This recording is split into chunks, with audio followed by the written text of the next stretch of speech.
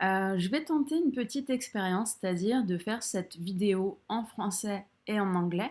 Donc je vous laisserai un lien pour avoir la version en anglais si toutefois vous ne parlez pas bien français et que les sous-titres ne marchent pas très bien sur YouTube. De par mon accent, des fois ça peut arriver. Donc on va essayer de faire comme ça. Donc là, voilà, je vais vous expliquer le concept. C'est une petite curiosité, une plongée totalement dans un nouveau système qui va bientôt sortir prochainement au mois de juin 2024 et qui est fait par une société de services de recherche. J'ai découvert ça sur LinkedIn. Ça s'appelle Nous Research. Donc nous, ça pourrait être us. De toute façon, il y a us dans le mot nous. Donc du coup, c'est une société qui se base sur plein de modèles qui ont aussi bâti le leur, je vais vous montrer après. Et du coup, ils sont en train de déployer une sorte de, de système qui va pouvoir fonctionner de façon très abstraite, online et offline, c'est-à-dire avec Internet ou sans Internet, et du coup de pouvoir construire encore de nouvelles choses grâce à un nouveau modèle à eux qui s'appelle Hermès, et de pouvoir encore faire de l'open source, du LLM, de l'AI, et de construire encore d'autres projets avec de la generative AI. Donc il y a un sujet à creuser, je ne peux pas vous expliquer techniquement où ils en sont, je vous laisserai plutôt regarder leur page, trop mignon, et tout ce qu'ils expliquent. Mais en gros, quand on lit l'à propos, voilà, ils expliquent tout simplement que ils sont focus sur les LLM architecture, que voilà, ils veulent lancer un orchestrateur et du coup une espèce d'usine à un modèle LLM. Donc il y a quelque chose à faire là-dedans.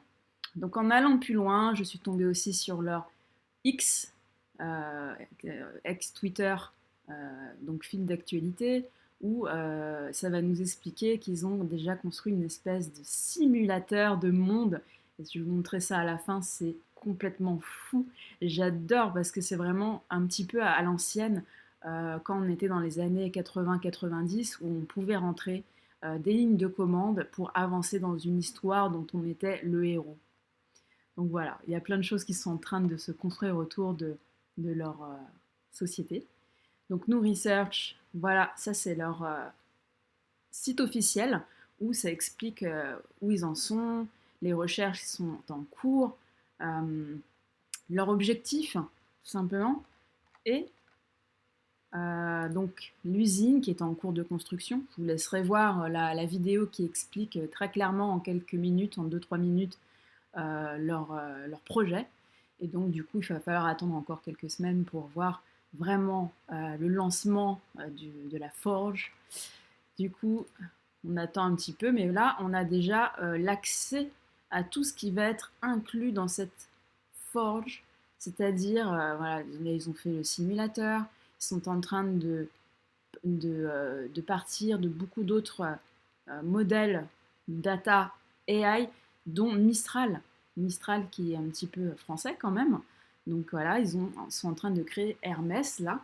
Hermès, en fait, c'est, pour vous expliquer, historiquement, ça fait partie de la mythologie grecque. C'était le dieu, on va dire, l'officier qui était en charge de délivrer des messages et aussi de délivrer des âmes. Donc voilà, c'est un petit peu une espèce de gardien et il avait un rôle très très important dans la hiérarchie de la mythologie grecque. Donc ça explique un petit peu leur état d'esprit. Donc là, il y a aussi une partie blog, je vous laisserai voir. Maintenant, ils ont aussi une petite chaîne YouTube, donc ça va vous emmener vers la vidéo explicative, ça je vous laisserai voir.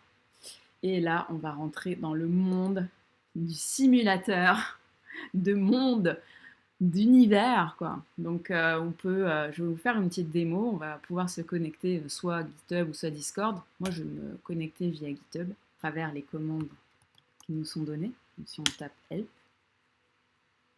ça devrait pouvoir nous donner les commandes euh, accessibles. Voilà, on peut créer une entité, détruire une entité, c'est-à-dire créer un monde et le détruire. lui set des paramètres, le faire évoluer. Il y a un jailbreak aussi. Reset tout ça, reset la simulation et s'en aller, exit le simulateur de monde.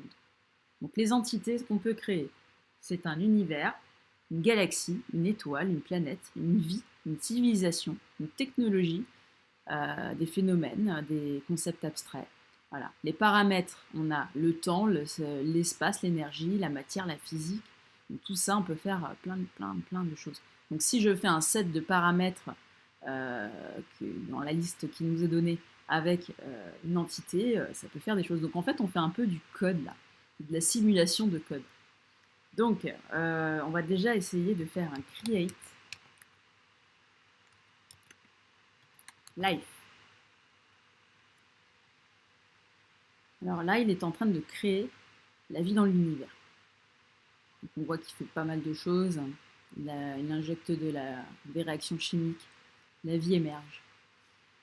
Donc voilà, il y a les microbes qui arrivent, les bactéries. Donc tout ça, on a besoin pour créer la vie de base. Le plancton. Voilà. Donc sur des millions de mondes, la vie est en train d'arriver là. Donc c'est en train de conquérir la Terre. Il y a déjà des plantes et des animaux qui arrivent. Voilà, ça explique en fait un peu la création de notre planète dans l'univers. Il y a déjà des possibilités en fait entre la transhumanité et les humains plus tard, qui seront peut-être mi-robots, mi-humains, avec de l'intelligence artificielle à l'intérieur, on ne sait pas. Tout ça, ce sont des prédictions. Donc la vie, là, est déjà en train d'exister dans l'univers. Donc maintenant, on va essayer de créer une planète pour injecter de la vie dedans.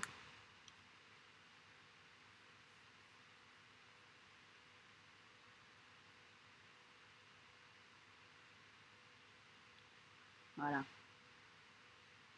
Donc là, il y a une initialisation d'une planète dans un système solaire, interstellaire en tout cas, assez jeune. Donc un peu une sorte de clone de notre planète Terre.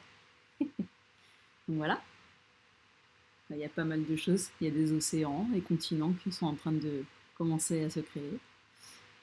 Il peut y avoir une émergence de la vie. Donc on va essayer d'intégrer ça après. Là, on n'est pas trop loin du soleil, donc ça va, ça pourrait être cool. Il y a l'atmosphère qui est en train de se créer. Donc là, c'est pas mal. Hein. Il y a un bon niveau de création de planètes. Le pays Blue Dot. Ça, c'est une grosse référence à Carl Sagan. Je vous laisserai chercher sur Google. C'est que nous sommes qu'un tout petit point bleu dans l'univers.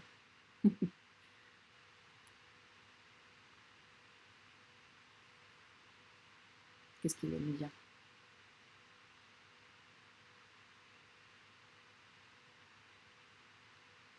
Eh ben, ça marche bien. Hein.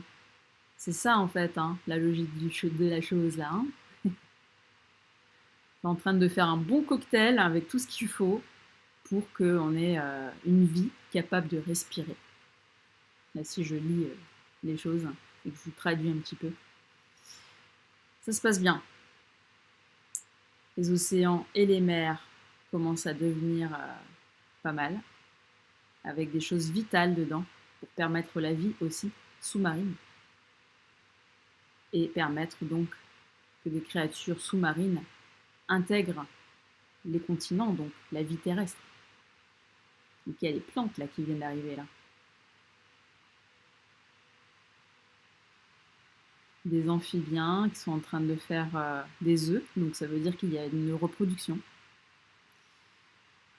Et la vie est en train de conquérir de A à Z la planète, de pôle sud à pôle nord. Mais là, on a des petites choses qui pourraient être disruptives, c'est-à-dire qu'il y a une activité volcanique, donc ça peut faire bouger beaucoup de choses, ça comme on le sait. Hein. Il y a eu l'extinction des dinosaures, on a eu une ère glaciaire après. Ça, c'est parce que la planète est en plein mouvement. Voilà. Il y a un équilibre qui est en train de se faire. Et là, on est en train de passer les ères Triassique, Jurassique et le Crétacé. Les mammifères arrivent.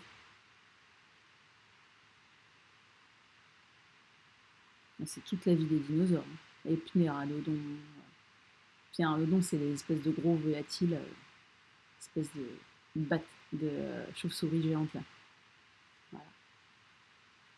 Et l'âge des reptiles s'arrête après 150 millions d'années de règne. Les primates sont en train d'arriver et d'évoluer. En même temps que les chauves-souris, les herbivores et les carnivores.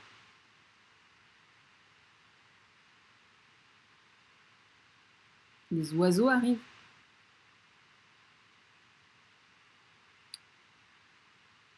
Crocodile.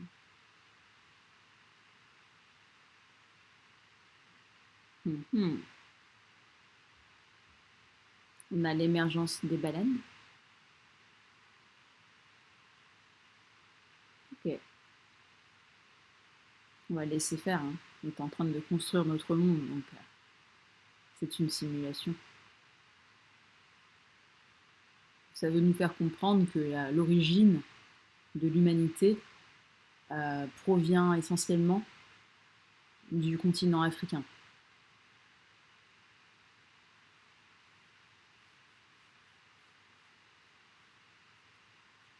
Et après, ils ont bougé. Alors, qu'est-ce qu'on va faire après? Moi, j'aimerais bien créer une civilisation.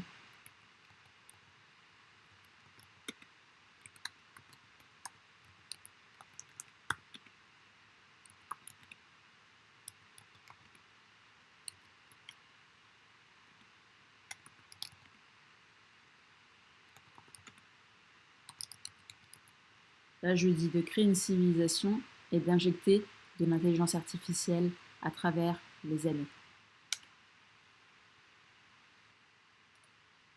Là, on a l'humain qui arrive, hein. L'humain qui est là, qui est en train d'évoluer lui-même. Il passe de Homo habilis à Homo erectus, au Néandertal.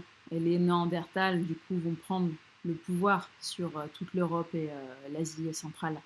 Donc là, on voit très bien que c'est vraiment des cours d'histoire qui se déroulent devant nos yeux.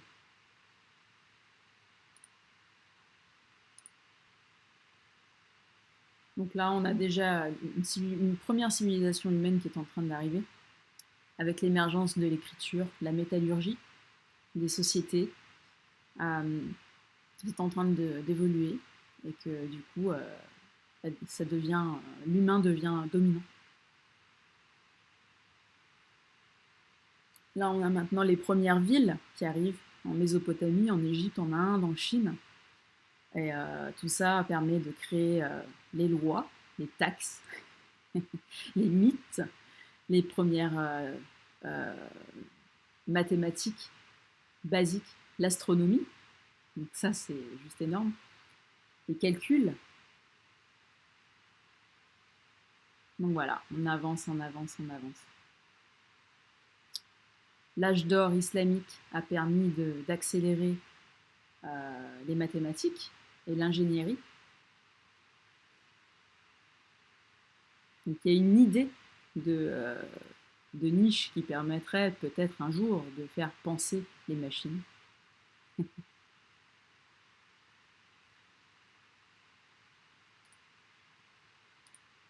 Là, on arrive déjà à la Deuxième Guerre mondiale, où on va parler de choses très historiques, où on a déjà les premières choses qui vont concerner plus tard l'intelligence artificielle.